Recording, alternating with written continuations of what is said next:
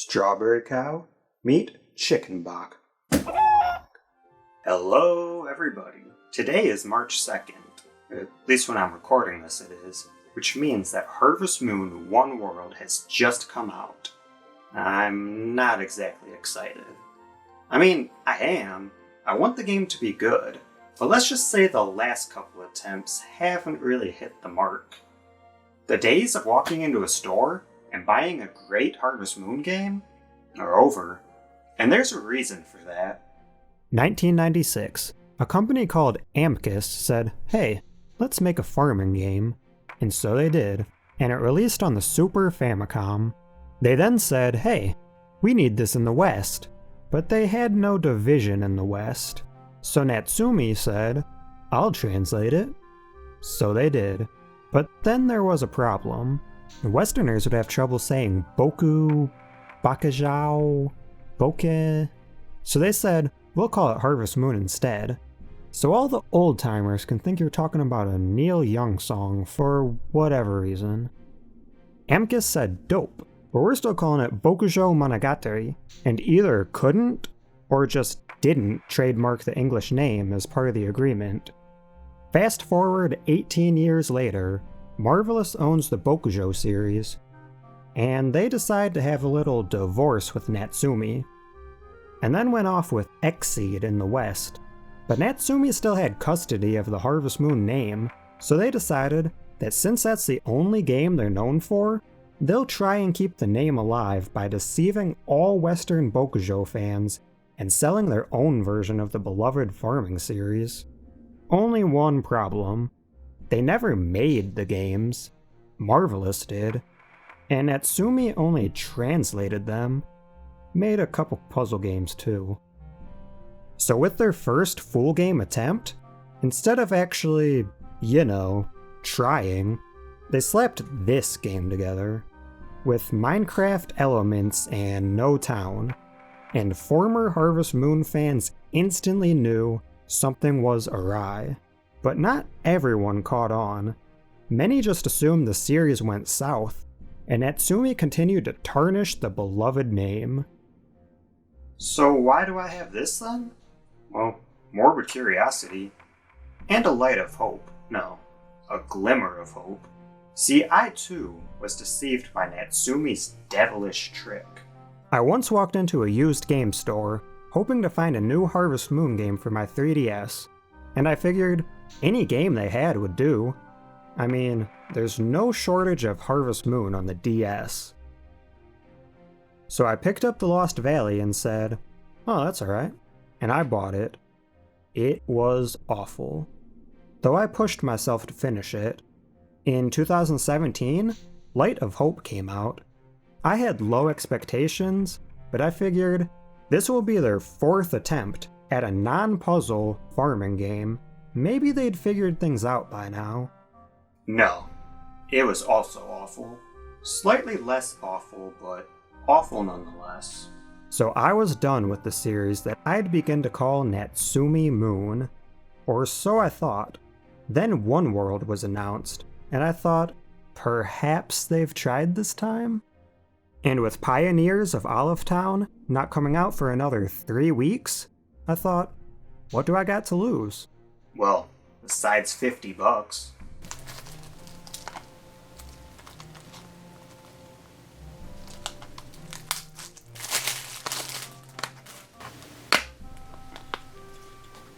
That's nice. There's a little, map-ish thing in the middle. Well, let's pop this in and see how it goes.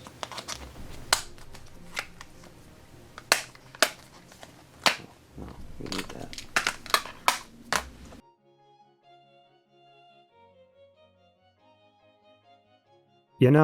I gotta say, the artwork for this game is quite nice. Not necessarily the game itself, we'll see on that. But this cover image, and that map in the case, I like it. Okay, the title screen's a bit static. And what's up with this Jake pointer?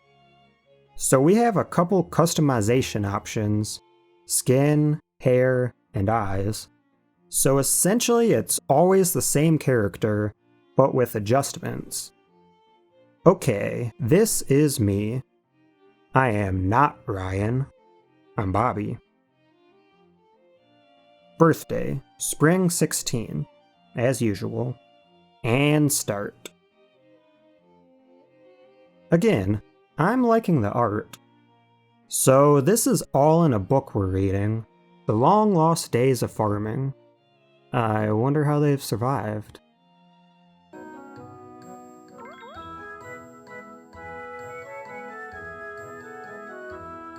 Oh, we have a mother. Like we actually live with a parent, instead of them just leaving home for 3 years.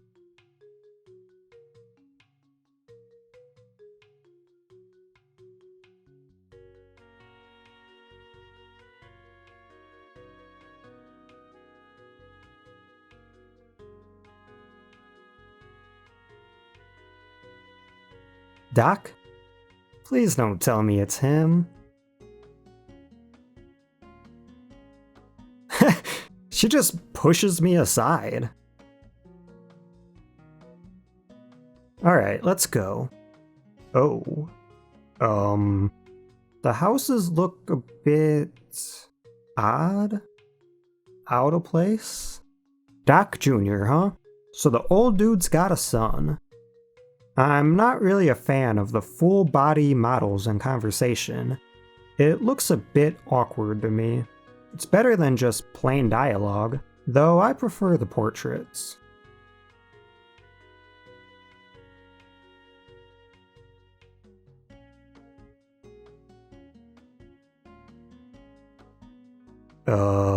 Was he supposed to do that? Where'd he go? There he is. And a potato. It's really weird. My guy doesn't speak, but it still takes a break from the dialogue for his little reactions. Like, I have to press the button to proceed on, even though there's no text to read. So, we got Navi. Listen! Okay, it's like every 3 seconds I'm interrupted for something. Why not do a full sequence without me walking each step in between?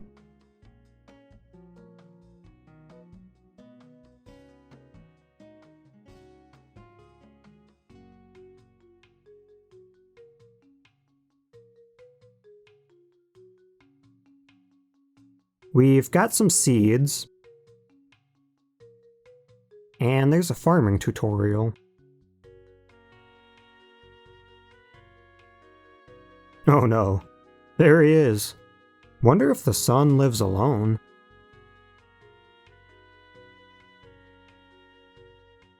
Ah, that classic Natsume give animation.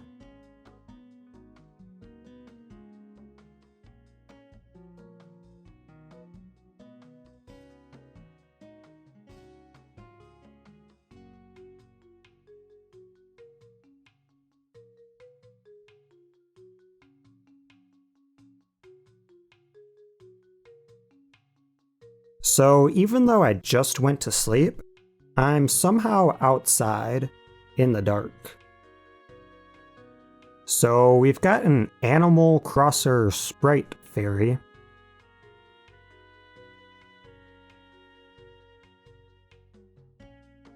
So the sprites, or wisps now I guess, are a lot better looking in this one than in Light of Hope.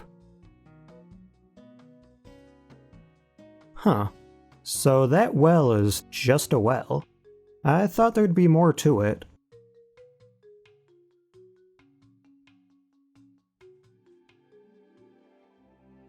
I do like young Doc's oversized coat sleeves.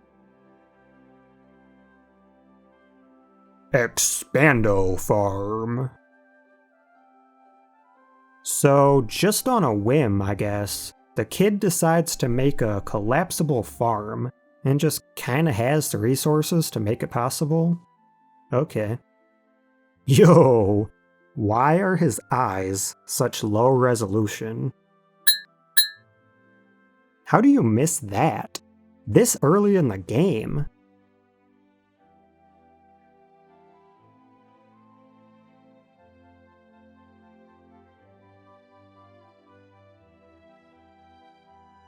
So it seems there's requirements to this mobile farm. That's good.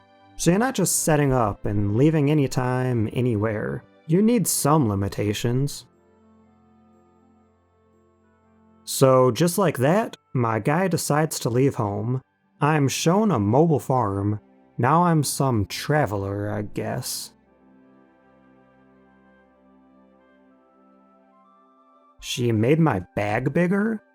What's the point? I haven't used it yet. I couldn't have filled it up if I wanted to. There's no accomplishment on my end. Why not just start out with this bigger bag then? She's rooting for me.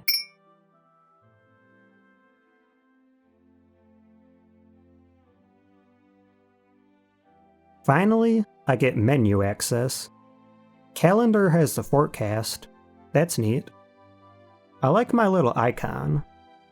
Does little Doc not have a birthday? It's funny, my own mom doesn't get a name, so am I supposed to care for her as a character? And our roadblock is gone, so we're just kinda stuck on this cliffside all our lives. Just a woman, her son, and an orphaned scientist boy in 2 random houses on a cliff. Well, let's see the rest of the world. I do kind of like these winding hills. Looks like our first outpost, 10 feet from home.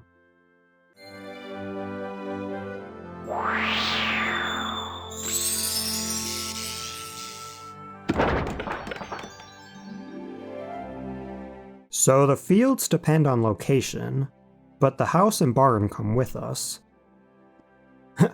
Look, a Pokemon trainer. So she's our shipper. So does that mean old Sam's not in this one? I kinda liked him. And she's gone. Okay.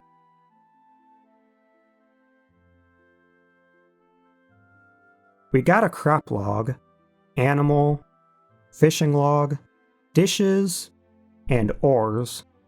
I like that. If you know me, you know I love collecting in games.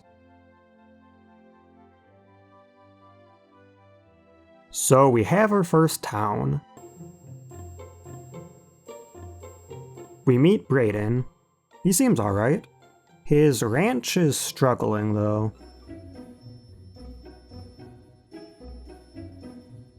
But he teaches us to care for animals. Cow. Where'd your cow go, Brayden? How do sheep get in here? It just sort of pushes me around. Okay.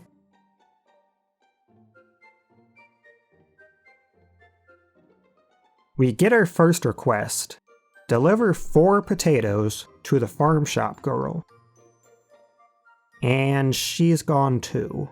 People just disappear in this world. Okay then.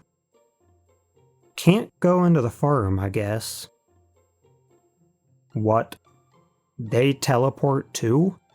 What is stopping them from walking those 3 steps? So into the town of Callison. Doesn't seem very town-like. More so just a few houses hastily placed in an area. There's no real sense of permanence. Axe and hammer. I'm gonna need those. A broken bridge stops us from running off. And this is a huge area for absolutely nothing. I love how most people are just NPCs. I mean, it kind of gives it an RPG feeling, but aren't these games supposed to be heavily character-based? Aw, no meow?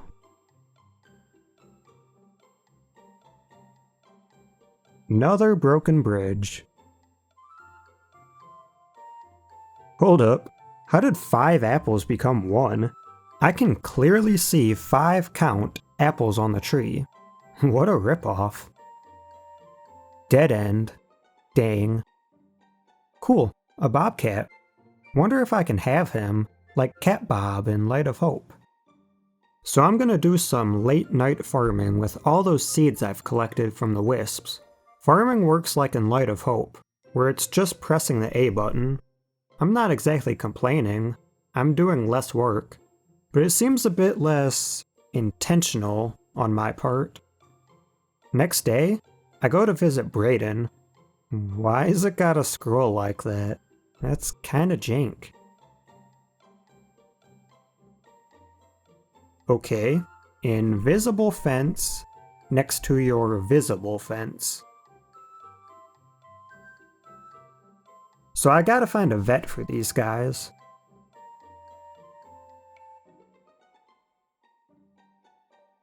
And then they repeat the same dialogue as yesterday. We meet Gabrielle, and her style is rad. I'm sure she'd be skateboarding right now if it wasn't for the bulky magician's coat. She gives us some grass seeds and tells us to go away. Oh, a bear. I mean, I probably wouldn't pet it, but suit yourself. So Elijah wants us to grow grass for their cows, and I get right to it. Sparky accepts a few acorns, which shoot that green meter up, and I manage to sell enough crops to buy a new hammer.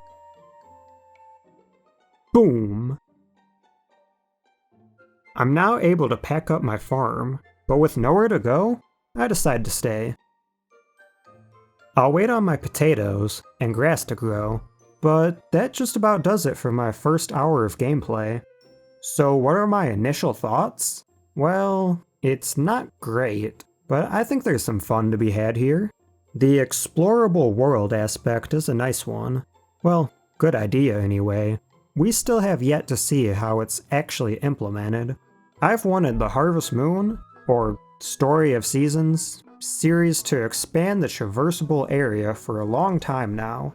Of course, the farm and town are always central, but why not an expanded mountain area, an explorable forest, or just anywhere that's not the same spot? Though, come to think of it, Bokujo has experimented with this once. Harvest Moon Innocent Life on the PSP. A good, yet underrated game. It has the exploration aspects in place, just no mobile farm. And I'm not sure if it's mere hope, or if it's genuine, but I'm kind of getting a similar vibe in One World as in Innocent Life. We'll see though. We've hardly even left home. Speaking of home, it's nothing. There's no sense of importance there. Remember Pallet Town in Pokemon Blue? Or Red, if that's your thing? It's a small starting town before a grand adventure, where you do very little, but somehow retains its importance. So it's a joy to return after seeing more of the world. Why would I want to come back to 2 out-of-place houses on a side of a cliff? Look, I'm gonna continue on. I want this game to be good, and there's a dim glimmer of excitement, but it's evident just in my first hour of playing that it still lacks the love, attention, and passion needed to make a great game. They have a good idea, Harvest Moon open world, but part of me is expecting the exciting journey of Bumpy Trot or Pokemon, where you go town to town, outpost to outpost, rest when needed, then set out again. Even the solemn travels of Innocent Life spring to mind. And I don't want to be disappointed by Natsume once again. I mean, realistically, I'm not expecting much, but I want more. And even though the towns seem less thought out than a randomly generated city, and even the named characters feel like generic NPCs, I'm not hating what I've seen so far. Really? You're vanishing within your own home? This is grass? So on my second day of playing, I finish up the Callison quests. Brayden's cow gets to eat since I introduced him to grass. Science Boy shows up and builds me a windmill.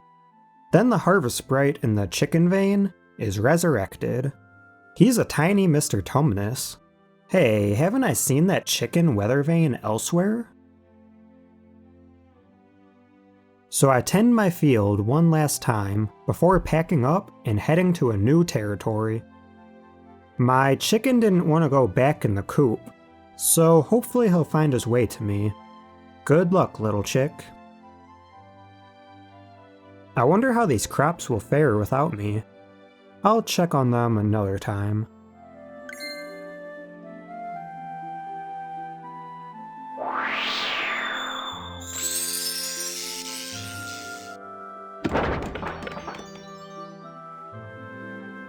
The bridge is fixed just in time, and the clouds draw a perfect line in the sky.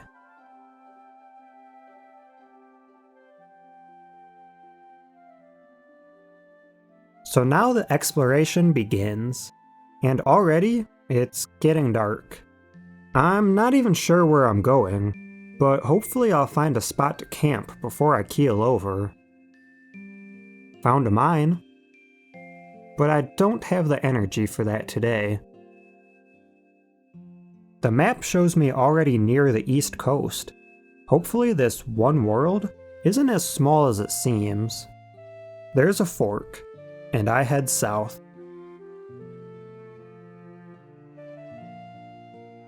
It's a survival moment. I'm forced to eat my newfound resources. Ah! A jaguar! Why would you pet it?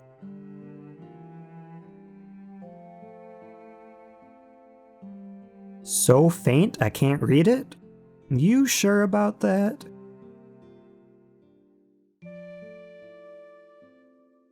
So I find a Robobot and set up. This is my new temporary home, I guess. My chick has found her way.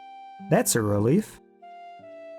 The next morning, I'm rewarded a power berry, or a harvest goddess strawberry. Nice. So I've explored a bit down south, but there wasn't much of interest.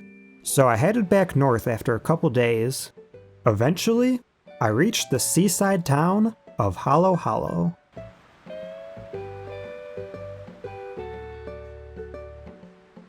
I find a broken cart, and meet Ahina and Holokai. In this town, I learned to cook, then I learned to fish. So my productivity is getting better, and I've even explored that mine a bit, but everything seems so far from my house.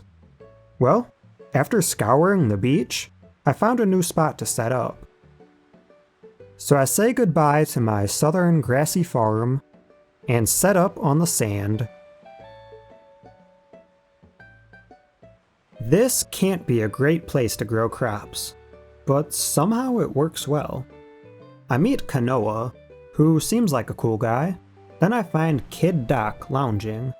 I was just thinking of saving up for a horse to backtrack to Callison and my cliffside home, but I guess I can teleport now.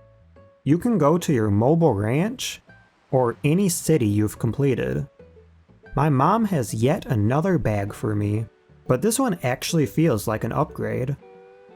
I get my own kitchen, so that's nice.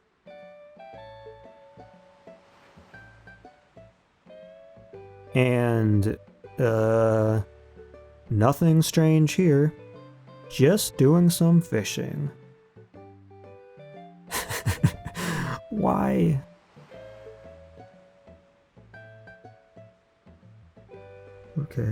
Okay. So I'm going into my second week of owning this game now, and I have to be honest, besides that rocky start, and a handful of less than ideal design choices, I'm still getting some enjoyment out of this game. The exploring and tending my crops is pretty fun, and Hollow Hollow feels more put together than Callison. I thought the teleporting would kind of break the game, but I'm actually using it a lot, and everything's fine. Though I still haven't bought a horse yet, which feels wrong. I mean, they're available. I've just been stockpiling my crops for requests, instead of selling most of them. Anyway, with Hollow Hollow's troubles addressed, I head north into the desert.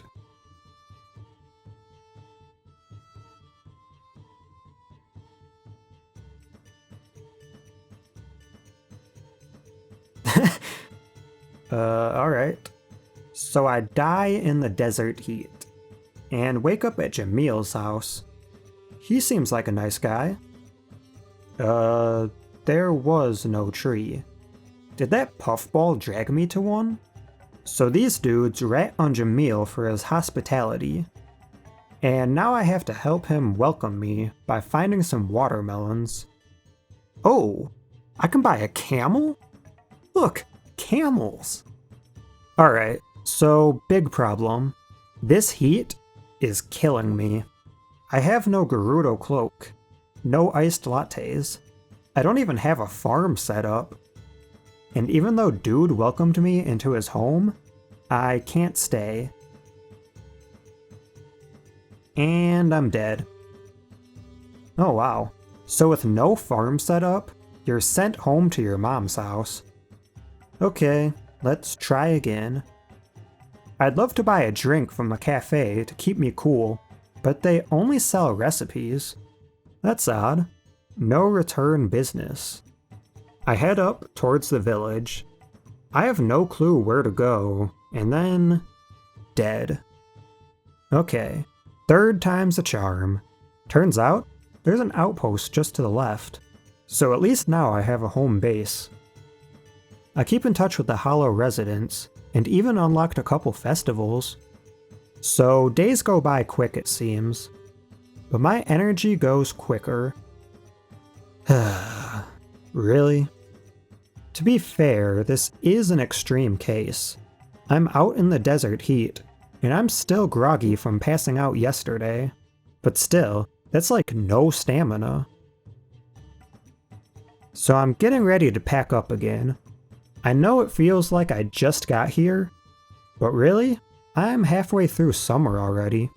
I've mostly been harvesting crops and fulfilling requests, but after I've built up the courage to explore the desert, along with buying the coconut milk recipe and coconut farming, I managed to find a bigger farm plot in the corner of the desert.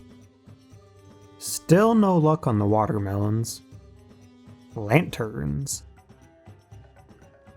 So I decided to skip the desert for now and explore to the west. I come across this Western European inspired town.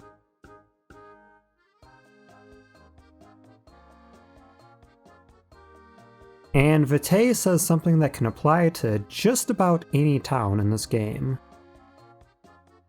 So I finally buy a cow. Cowie, of course. And with most of my crops harvested, I pack up my second desert home. I set up in this little area just before Lebkuchen, a spot I somehow missed when first exploring, and I get to planting my remaining seeds. So the quest for this village comes off a bit creepy at first. This dude talks about the village as if it doesn't actually exist, then comments on it disappearing soon. And then this girl greets me as if we haven't spoken already. Eerie vibes. Is this a literal ghost town? Well, no. Turns out, it's more sad than spooky. Many have abandoned the village since it no longer has any quality exports, so it's just not sustainable to stay. Tristan and Laura's father was well renowned for his bread and cheese, but has passed away years ago. As a result of the tragedy, Laura's memories are affected through trauma. Anything that's happened after her father's death is completely forgotten the next morning. The two siblings try and follow in their father's footsteps, but with no good results. The whole town is suffering. Even the flame sprite has vanished. The farm the two have been using is in total disrepair. Hope is lost, but I decide to do what I can to help. Days go by, and we manage to fix it up. Now I head up the local volcano to try and meet the harvest sprite. He wants 10 milk. Perfect timing for that cow. I've been saving up for another animal too. I finally have enough for a camel. Camuel is his name. Oh, I was really hoping to be able to ride him back. That's a shame. I get on Camuel and, that's not how you ride a camel. You're on his neck. Okay. Why am I automatically off him when exiting the barn? I rode him out. We get our lantern and milk and make an offering. It's gonna be a bit hard to bring this candle back with all this rain. I try out some lava fishing while I'm here, and head back to what is apparently a black void. At least it fixes itself. And we fix the furnace problem. Tristan and Laura's story continues. With the town now put back together, Laura feels a happiness she hasn't experienced in a long time, though she's aware that she'll only forget this moment. Tristan admits that because of their hardships, he sometimes wishes he could forget everything too, but he knows how hard this must be for his sister, and despite doing everything he can to help, he feels like he hasn't done enough. Laura blames herself as she's always depending on Tristan, and feels bad that he's been unwillingly put in this position to help her and remind her every day.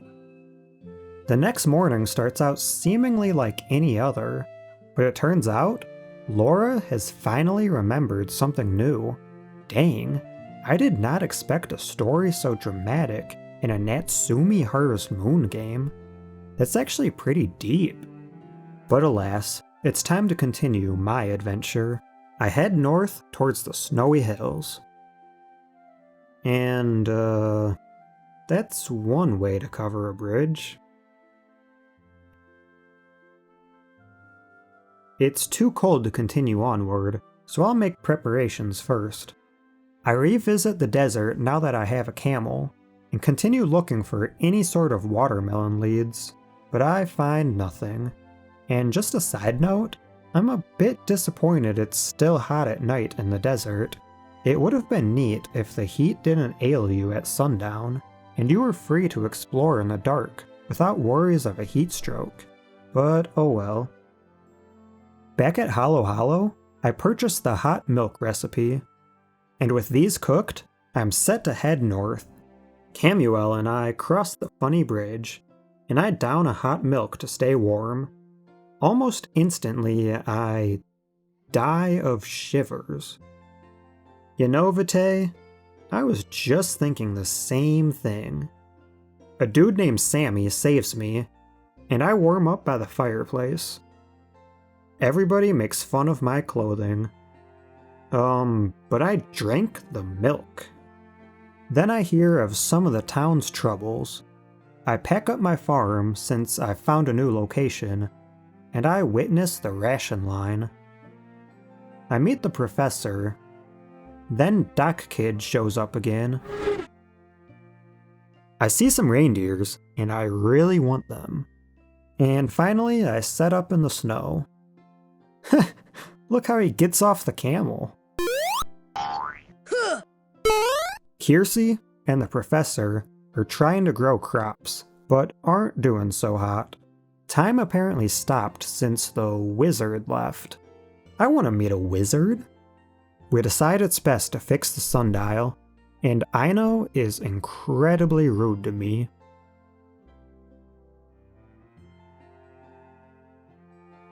New clothes are available, though they come at a hefty price.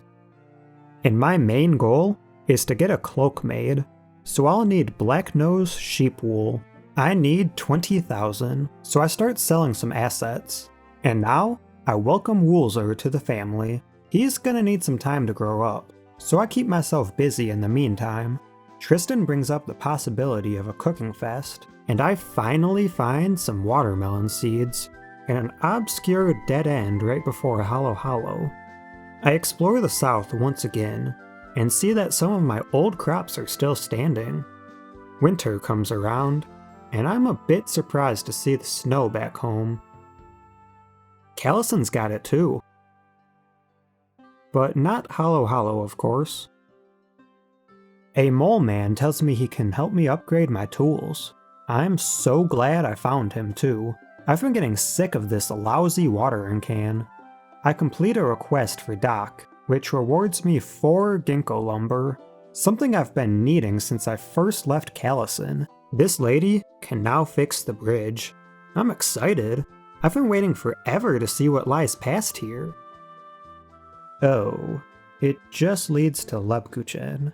Well, that's disappointing. Not only did I think a special area was northwest of Callison, I was also thinking a separate special area was southwest of Lebkuchen. But it turns out, they're the same path. Darn. More upgrading, more watermelon seeds, and they're all dead. My elusive watermelon crops are all dead. Oh well, at least I know where to find them now, and since they won't grow here, and frankly I'm sick of the cold, I pack up and move back to my favorite plot of land so far. Back at Lebkuchen, I get my crops situated. I replant my watermelons and harvest them accordingly. Finally, I make some desert progress. I try and pick some olives, which is more difficult than it ever should be. Jamil accepts my melons, and we report to Saeed, who gives us a new task. He wants 6 hibiscuses, which luckily I've got back home. I exchange them for a pumpkin, and Jamil is once again scolded for saving my life. Why yes, I am a traveler. Yes, that's the plan. Oh, trust me, I know about the mine. During my watermelon search, I was quite frustrated that the mole dudes wouldn't let me in. I'm guessing she's his daughter. Wonder what the note says though. 4 steps ahead of you, Jamil. Camuel's right here. So we find the dormant sprite, and Vitae's about to fight someone. Malika finally introduces herself, despite me knowing of her for the past 2 seasons. She asks for chamomile. Unfortunately, I only have 1 of the 3 she needs, so I'll have to go on a seed hunt. But this ends my 2nd week of playtime. To be honest, I'm quite enjoying what I've seen so far. But let's continue on to the 3rd and final week. Look at that egg. So Woolzer's all grown up now, and I get my first wool. And then another wool the next day. I guess sheep wool is an everyday product in this game. I'm not complaining. At last, I find chamomile seeds. And another. Might as well stock up. While I wait for these to grow, I gather my 4th sheep wool and head north to— hey, get back here. I head north to Salmiakki. I drink my last needed hot milk and go and get my sun cloak. Oh, I don't actually get to wear it? That's a shame. I find a few old, but still living crops at my abandoned snow farm, and this cloak really is keeping me warm. I find a sparkling sundial piece, but I'll need some platinum to fix it. I've got none in my stockpile, so I better get my mole helmet on. If only I had one. I pick my newly sprouted chamomile flowers, among other crops, and head into the desert to surprise Malika. Whoa, that's a lot of moles. They're angry. Then they're not angry. Oh, it was them who saved me. And so they let me into the mines. Hopefully I'll find some platinum here. I make it to floor 13 before tiring out, and leave empty-handed of the platinum. Darn. Look, it's raining in winter.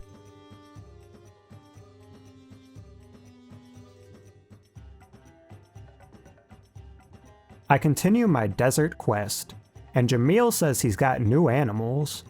Liar. We decide to bring back the flower festival, and after much preparation, or rather, trips to my flower stockpile, the festival begins. Jamil makes this face. Then we speak with Saeed. Oh, I called it. Malika is his daughter. The desert sprite is revived, and the Cabbage Patch dude greets us. I got through one whole year already, and there's only one region left to finish. I return to the mines, which thankfully let us skip every 10 floors. I find a platinum, then another, and finally fix that sundial gnomon. Sammy's happy to hear the news, and apparently I scream. The last sprite is revived, and that Aurora Borealis is looking stunning. Crops are back, and I get the last medallion. Then, plot twist. Professor K is the guy who's written my book, the one that's taught me to farm, and no one else. The sprites have a family reunion, and we decide to wake the goddess. We follow the bluebird to the spring, then activate the door with the medallions. It's in ruins, but nothing some hard work and new tools can't fix. I relocate once again to the tropical farm plot, and I finalize my upgrades. With the big rock now busted up, we finish our repairs. The goddess doesn't show up. Turns out, we need to boost her confidence with some festivals. So we visit each town, spreading the good word. With everyone now firm believers, Doc makes a pink robot to capture emotions or something. And I need to offer a strawberry jam. I buy the recipe, and I remember that I had a couple strawberries growing at the old farm. Thankfully, they're still alive. Couple days pass, I do the harvest.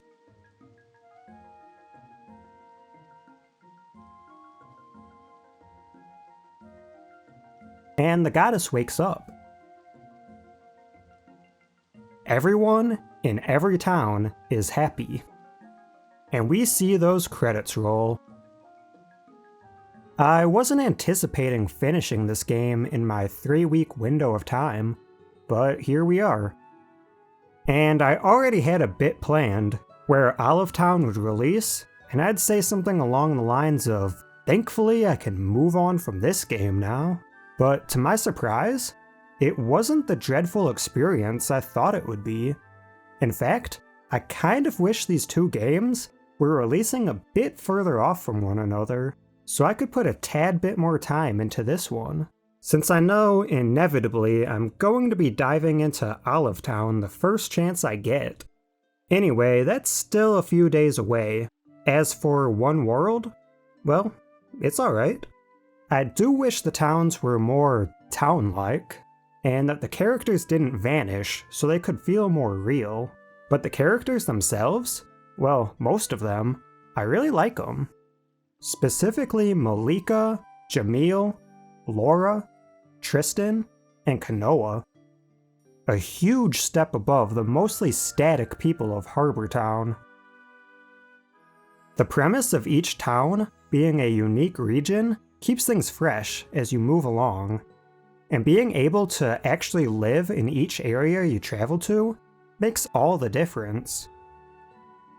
The robot feeding mechanic, though, is broken. At first, it seemed that in order to fill the gauge, you'd need to feed it certain resources, likely ones unique to that area giving you a higher bar. But instead, it's all acorns. 3 acorns, and you're set to go. And these things are everywhere. It kinda negates this whole mechanic. What I'd really like to see is multiple homes.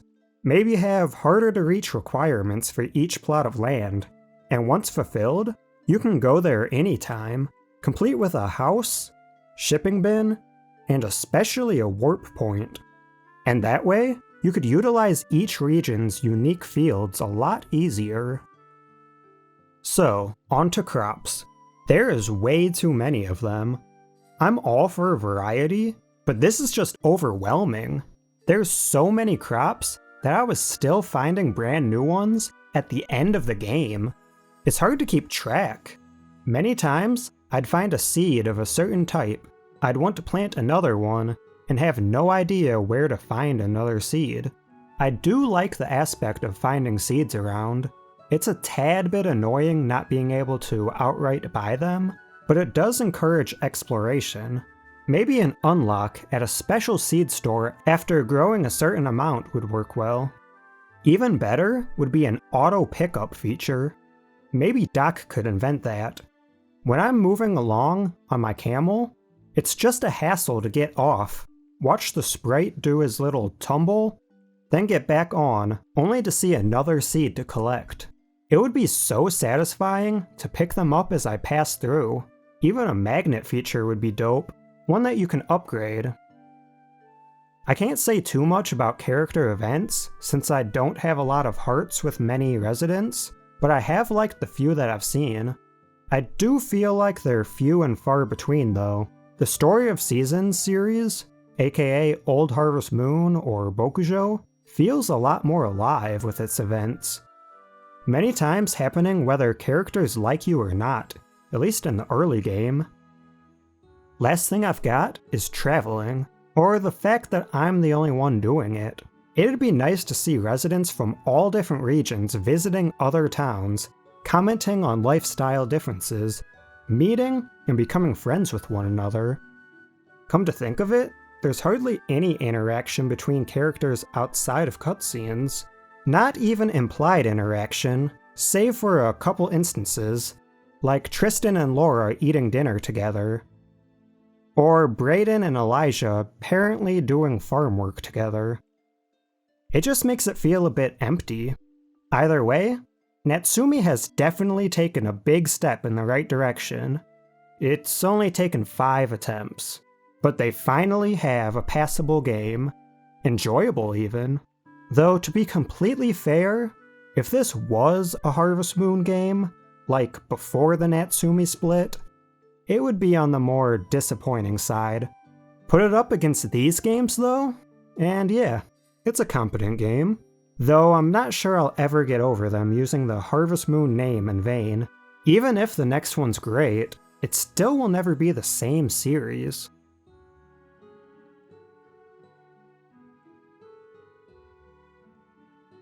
To finish off my third and final week with this game, I did a bit of the post-game. Perhaps I'll even find some of those improvements I suggested, cause to be fair, I haven't seen everything this game has to offer.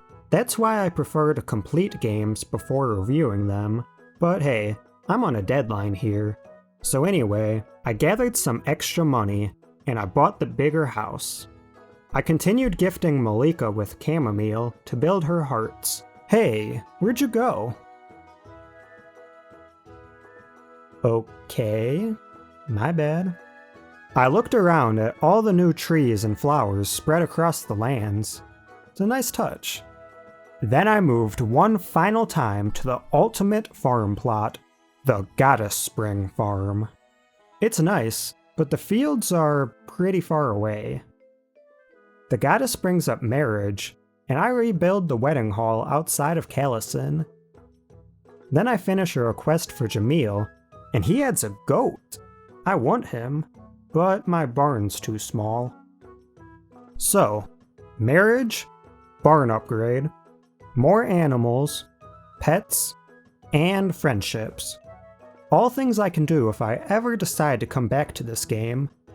But for the meantime, I'm out of time. Because Pioneers of Olive Town has just released today, and there's no way I'll be putting this one off. I'm not sure there's much more to add, but I never thought I'd be liking a Natsume Moon game. Hopefully they can keep it up and follow that trajectory. And one day, maybe they can even rival their predecessor, who is still going strong. The ones that, oddly enough, they used to be. Though they still have the namesake. But it's not the same.